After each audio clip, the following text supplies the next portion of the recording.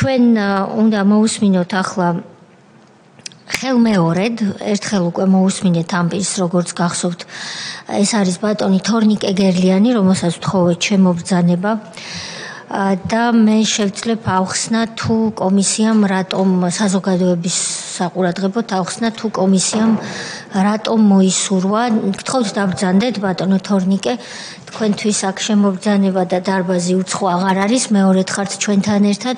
გაფრთხილების პროცედურასაც და ტექსტსაც უკვე შესანიშნავად იცნობთ და თუ შეიძლება მოაწეროთ ამ დოკუმენტს ხელი. თქვენი ჩვენთან ხელმეორედ გამოცხადება ჩვენი კომისიის ინიციატივა იყო და ერთ-ერთი წევრი ბატონი თენგიზ შარმანაშვილი ყველაზე აქტიურად ითხოვდა თქვენს ხელმეორედ მობრძანებას, რასაც კომისიამ ერთსულოვნად დავუჭირეთ მხარი. გვაქვს რეალურად ერთი კითხვა და დიდხანს არ მოგაცდენთ. თქვენ როდესაც ჩვენ გამოგკითხეთ, თქვენ ბრძანეთ ასეთი რამ, რომ როდესაც ჩვენი ჯარი და ხელმძღვანელობა და პლუს პოლიტიკური პირები, ვინც იყვნენ კოდორის ხეობაში 2008 წლის აგვისტოს შემდგომ ფაციფუცით, ასე ვთქვათ, ნაჩქარევად გამოდიოდა და ტოვებდა კოდორის ხეობას, რომელიც რუსის ჯარმა და ოკუპანტმა დაიკავა. იქ დარჩაო თქვენ ბრძანეთ არაერთი უმნიშვნელოვანესი და დიდი ღირებულების ქონება, მათ შორის სამხედრო ქონება.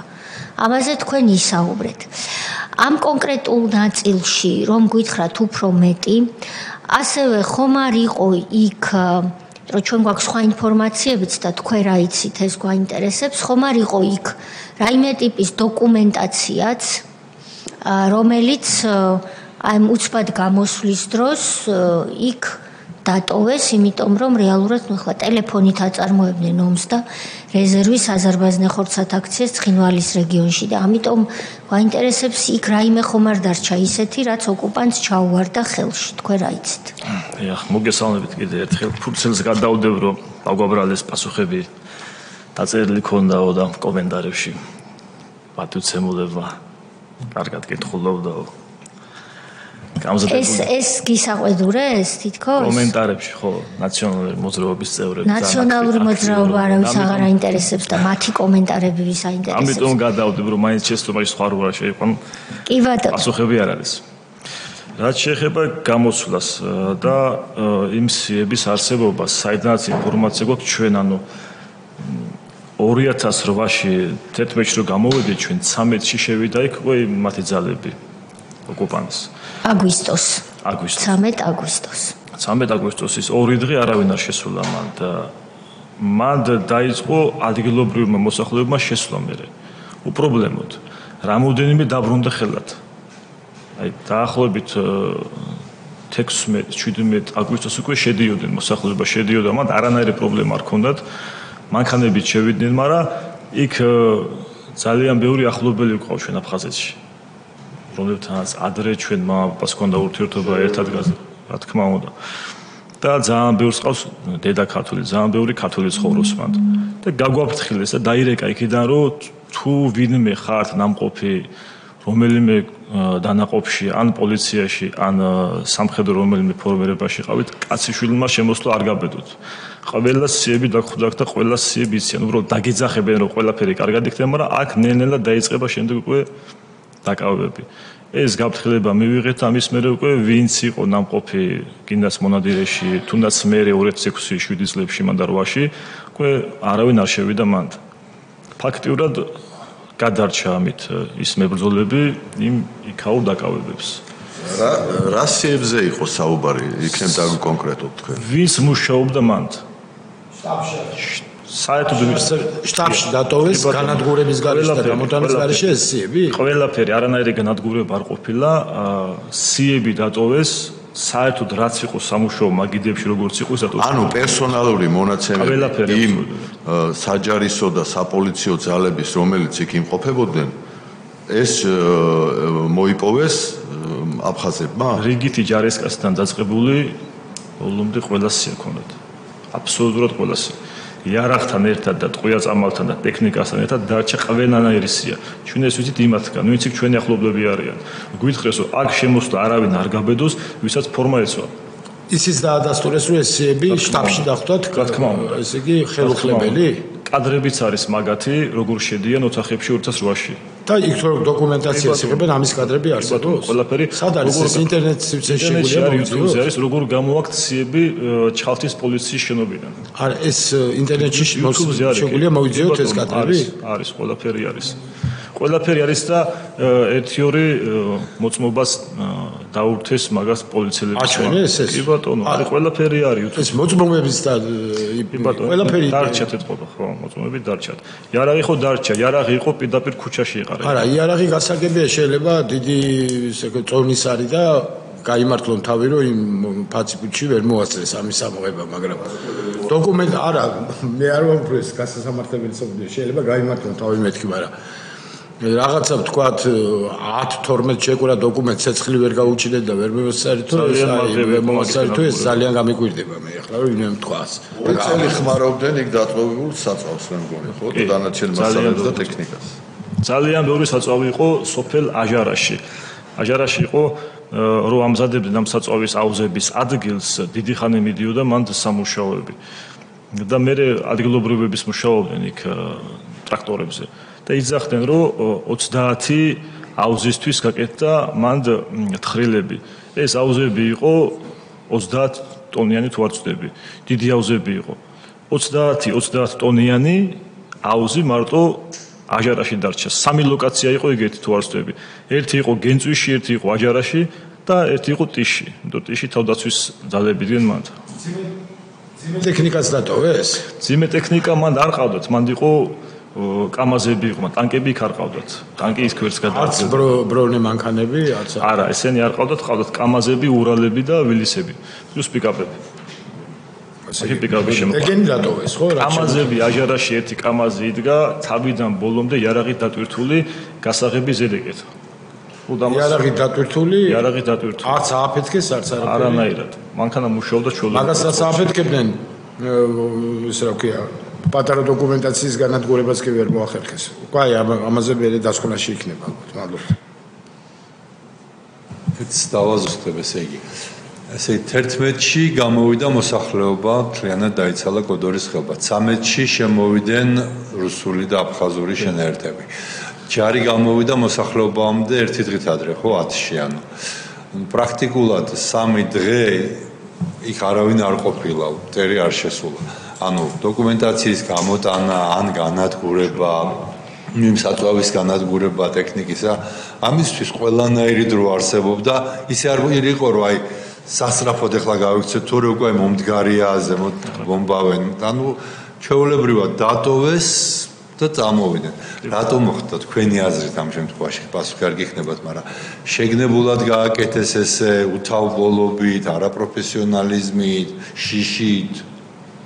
ის პასუხი, რომელსაც მე ვფიქრობ, აქ სამწუხაროდ ვერ ვიტყვი შემწყვება მაგ პასუხის, იმიტომ რომ სიებს რო გადაცემ მტერს მაგაზე ხა ვერ ვიტყვით ვერაფერს. ძალიან დიდი სირცხვილი არის ხელმძღვანელიც, რომ საკუთარი დანაყოფის სიას დაუტოვებ მტერს და ფაქტიურად ყველანაირი ინფორმაცია აქვს, ვინ სად იყო, როდის იყო, რა დავალებაში ასრულა და რომელ პოზიციაზე იდგა. მაგის მერე უკვე ის კოდორის ხეობაში ხალხი რო შედიოდა, უკვე იმან ვინ ფორმირებაში იყო, ის ვეღარ შევიდა მანდ. ვერც იმის ოჯახის წევრი ვეღარ დაბრუნდა. დაბრუნდა მხოლოდ ის, ვისაც კავშირი არ ჰქონდა მათ, არც სამსახური ჰქონდა, არც არაფერი. ის დაბრუნდა. სხვა ვერავინ ვერ შევიდა მანდ. თქვენ თქვით, რომ 16-ში, 17-ში დაიწყო მოსახლეობამ უკან შესვლა, იმათ ვისისიებიც არ ჰქონდა. რამდენ ხანს გაგრძელდა ეს შესვლები რა, როდის შემდეგ ეხლა პრაქტიკულად ძალიან ძნელია იქ შესვლა, ხო პრაქტიკულად შეუძლებელია ჭუბერის მხრიდან შესვლა ყოველ შემთხვევაში. თუ ერთეული შემთხვევა შეიძლება სოხუმიდან გადავიდნენ და აი როდიდან დაიწყო ესეთი აკრძალვა, როდის 2008 წელს ჩვეულებრივად მოძრაობდა მან ხეობაში ხალხი. ნებისმიერი შევიდოდა, ვინც ნუ ფორმირებაში ნამყოფი არ იყო მაშინ. მაგრამ მერე დაიწყო ხელშეშლები უკვე. კონსტიტუციური საფრთხების დეპარტამენტი გვიშლიდა ხელს. ქართული მხარე? რა თქმა უნდა, ძალიან ბევრ პროვოკაციებს ერთხელ შეუდიოდით ჩვენ და ჩვენ შესაშინებლად მოაწყოს თითქოს და ორმხრივი სროლა არისო, ჯგუფი წავიდა წინ კონსტიტუციური საფრთხების დეპარტამენტის, იყვნენ ჭუბერში დისლოცირებულები, ერთი 10-15 კაცი განლაგდნენ რაღაც ციშორეზე და დაიწყეს ჰაერში სროლა და რომ მივიდოდი ჩვენ კოდორის ხეობაში, ვიცოდით რომ არაფერი არ ხდებოდა. და გვითხრეს რა ჯგუფია გადმოსული, ახლა მოხდა სასეცხლე კონტაქტი უკან დაბრუნდით თორე აგიყვანენ ჩაქხოსავდნენ ესეთ რაღაცები კეთდებოდა სპექტაკლებიც გავდა. რა ადგილას იყო კი დაახლოებით? ორმელეთის ხეობა რო არის, სანამ ბოლომდე პერევალდი ავიდოდით, მანდ იყო ეს და მაინც მივადექით ჩვენ იმათ. მივედით ბოლომდე და სამწუხაროდ მარტო ჩვენები დაგვხვდნენ მანდ, სხვა არავინ არ იყო. ანუ უღელტეხილზე უღელტეხილზეც არიდნენ რუსები და მარტო საკენში რო ჩავიდოდით, მერე იყო მაგათი საგუშაგო. მანამდე კაციშვილი არ ედგა 2008 წელს ბოლომდე. მე როცა დაიწყო პროვოკაციები ჩვენ ხრიდან, მე უკვე დააყენეს უკვე საგუშაგოები გახსნეს, დაამატეს და გააძლიერეს უკვე დაცვაჩვენებთ. მანამდე პრობლემა არ იყო, საკენში ჩავდიოდით ბოლომდე ხეობაში და იქ იყო საგუშაგო და უბრალოდ მანქანებს ამოწმებდნენ რომ იარაღი ხო არ იყო, სხვა არაფერი და დოკუმენტაცია ხა მე იქ კითხულობ რომ შევდიოდით, გვეკითხებდნენ სახელი გვარი და ალბათ მე ამოწმებდნენ უკვე ის სიაში იყო თუ არა. თუ სიაში იყო კაცი, იყო ერთი პიროვნება ცხონებული გარდაიცვალა, მე დააკავეს მან პაკელიანი როდამი დააკავეს იქ ხეობაში და დაკითხვებზე ატარეს ძალიან დიდ ხანს მოუწია ციხეს და მე გაანთავისუფლეს, მაგრამ დააკავეს რუსებმა? აფხაზებმა დააკავეს. და სოხუმში წაიყვანეს? კი ბატონო, ეთყობა იმ იყო იმ სიებში იყო ეთყობა. სიებში იყო და რაც შეეხება ახლა წეღამდელ უსმენთ აუღელდი 2006 გამახსენდა თავიდან ბოლომდე დამიდგა თვალწინ. იქ ეგრეთ წოდებული პროსტინებით ბავშვები სკოლის ეზოში იდგნენ, სხვაგან არ ყოფილან ეს ბავშვები და ქალები. სკოლა დაიბომბა ცარიელიო, ეგრე არ იყო თლად. სკოლის ეზოში ბავშვები და ქალები იყვნენ, მსხვერპლიც არ ყოფილა და მსხვერპლიც იყო, მანდ ერთი ქალი დაიღუპა როგორც წინაზე მოგახსენეთ და მსხვერპლი იყო თუ არ იყო? მსხვერპლი 6-ში იყო და ბატონმა იმედომ რომ განაცხადა რომ მსხვერპლი არ იყო, მსხვერპლი ჰქონდა ჩვენ 6-ში. რამდენი? ქალბატონი მამიდა ჩემი რო დაიღუპა 6-ში, ეგ იყო მსხვერპლი. ეს როცა ეს შემოფრენა იყო, მაშინ დაიღუპა. ორივე ერთმანეთი რო შემოფრინდა, მაშინ ხდა? თუ ის 5 რო იმ დღეს რა ახლა არ ვიცი, 5-დან იყო, 2-დან იყო იქ ცავერფრენებით იყო სავსე და ის საიდან იცით რომ ის შემოფრენა რაზეც ბატონი იმედო საუბრობდა, მაგას მოყვა სწორედ ის მსხვერპლი რომელზეც თქვენ საუბრობთ. ვერფრენიდან გაუხსნეს ცეცხლი. არ ვერფრენი სხვადასხვა შეიძლება იყოს, ბატონი იმედო ხო კონკრეტულ ერთ ოპერაციაზე საუბრობდა. დიახ, მაგრამ იმ დღის დაბომბას ვიხსენებ 2006-ის. 2006-ში იყო ერთი შემოსვლა. ერთი, ანუ 5 ახლა დაიყო, ორად არ ვიცი. ჯერ 5 იყო და მე 2, მაგრამ რომელიღაცა ვერფრენმა ესროლა სკოლას, არ ვიცი და. იმედო მაისურაძე რასაც ყვებოდა, მან ვერ გაიხსენა ზუსტად დაახლოებით თქვა რომ მე მგონი მაშინ იქ უკვე შესული იყვნენ სახელმწიფო დანაყოფები, როგორც პოლიცია, ისე ჯარი.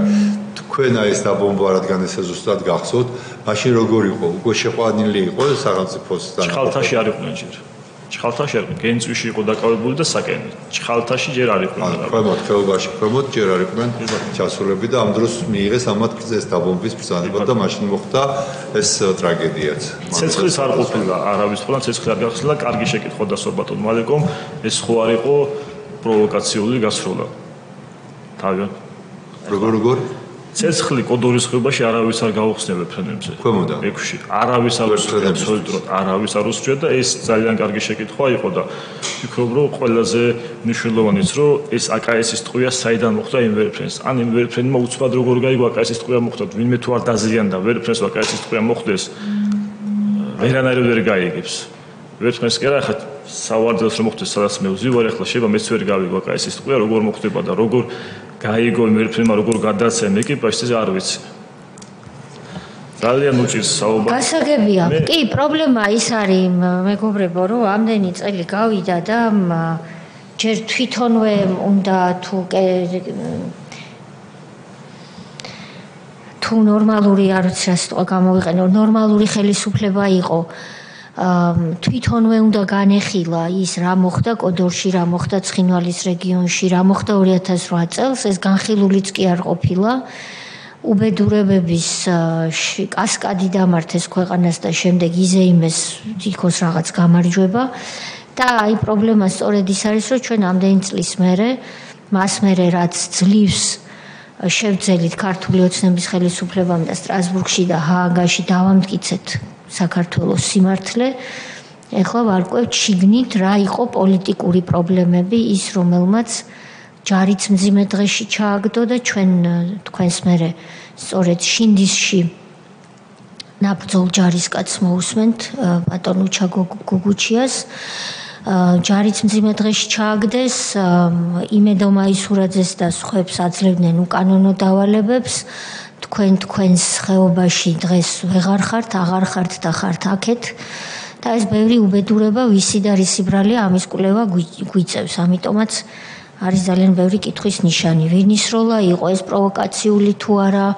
და ეს ხომ არ იყო უბრალოდ აღქმა რომ ფრენს მოხდა ან არ მოხდა და ასე შემდეგ არანაირი ექსპერტიზა კვლევა არანაირი მტკიცებულება მაშინ არ შექმნილა კარგი თუ არ არის დიახბძანეთ თქვენ თქვით რომ 2008 წელს ზემოთ უღელტეხილზე საგუშაგო არ ყოფილა რუსები არც აფხაზები არც რუსები არც ამოდიოდნენ ქვემოთ იყვნენ საკენში ანუ ხეობის პირველ სოფელში პრაქტიკულად და ახლა სად არიან საგუშაგოს ადგილას საგუშაგო გახსნილი აქვთ უღელტეხილამდე ცოტა უკლია წვერამდე მოსვლას მან დაკამერებულია იქაურობა როგორც ადგილობრივები გვიხსნიან ვინც მუშაობს იქ ჰესებზე და აქვთ შესვლა გასვლის საშუალება და საკენში გახსნეს დაზვერვის ბაზა დიდი რატოს გახსნეს FSB-ს ბაზას ეძახიან ესე და არის ოფიცრებისთვისაც გამოყოფილი მან 5 კორპუსი ჩადგეს 5 სართულიანები თუ არ ვცდები როგორც ვიცით და როგორც მაქვს ფოტოები კოდორის ხეობიდან დიდი ბაზა გააკეთეს საკენში და უკვე იმის ზევით არის კარგად გამაგრებული ეს დაცვა დაკამერებული და დასენსორებული ყველაფერი მანამდე არ ყოფილა საჭირო მოსახლეობა როცა შედის იქ რამდენიმე ოჯახი კოდორში დარჩენილია ხო რამდენიმე ოჯახია 30-35 დაახლოებით ისინი საიდან შედიან? გადადიან ჭუბერიდან უღელტეხილიდან თუ სოხუმიდან? ჭუბერიდან კაცეშვილი ვერ გადავა უკვე. არ არსებობს მან გადასვლა და საშვი დაეშვას მარტო ქვევიდან. ხა იმის თქმა რომ ხა კუდი როგორ იქცეოდა ეს თალკე პრობლემა, იმის თქმა რომ ეს რო არ ყოფილიყო კუდის ესეთი საქციელი ამის მიუხედავად ისინი არ ამოვიდოდნენ, მაგას ვერ ვიტყვი ყველა შემთხვევაში ამოვიდოდნენ, მაგრამ უბრალოდ მაინც დეტალები მაინტერესებდა. კარგი, მადლობა დიდი. ორი პოლიციელი დგა კოდორში ბოლომდე. ორი პოლიციელი. დანარჩენი ყველა გამოსული. ნუ ჩვენ მანქანას ვინც გამოყვა, უკან ვინც მოყვებოდა, იყო ორად-ორი პოლიციელი. სხვა იქ არავინ არ ყოფილა. ეს გახლდათ დღეს მოქმედი პოლიციელია თუ არ ვცდები, ნოდარ ფარჯველიანი და ილია გერლიანი. სხვა პოლიციელი მანდ არ ყოფილა, არ გვინახია. ერთადერთი დანაყოფი იდგა უღელტეხილზე, რომელიც ჩვენ წამოვიყვანეთ გადავანაწილეთ მანქანებში და ეს იყო და ეს სხვა იმ პოლიციელებსაც რა ეკნა რა ბრძანებაც მიცეს და რა დავალებაც მიცეს ის გააკეთეს იმათმა და ის დავალებაც ბოლომდე ვერ მიცეს ხალხი დარჩა იქ და არაორგანიზებული გამოსვლა იყო და ისინიც ძალიან საშინელ დღეში აღმოჩნდნენ ეგ თქვენც იცით დიდი მადლობა. მადლობა რომ მეორედ მობრძანდით ბატონო თორნიკე და ის ვინც არ იმსახურებს თქვენს ყურადღებას, მათ ყურადღებას ნუ მიაქცევთ. ვინც ბოროტება შეამყოფა ჩვენი ქვეყანა ამდენი წლის მანძილზე გულისხმობ ნაციონალურ მოძრაობას და მათ დანაყოფებს. მადლობა რომ მეორედ მობრძანდით. ნახვამდის და წარმატებებს გისურვებთ.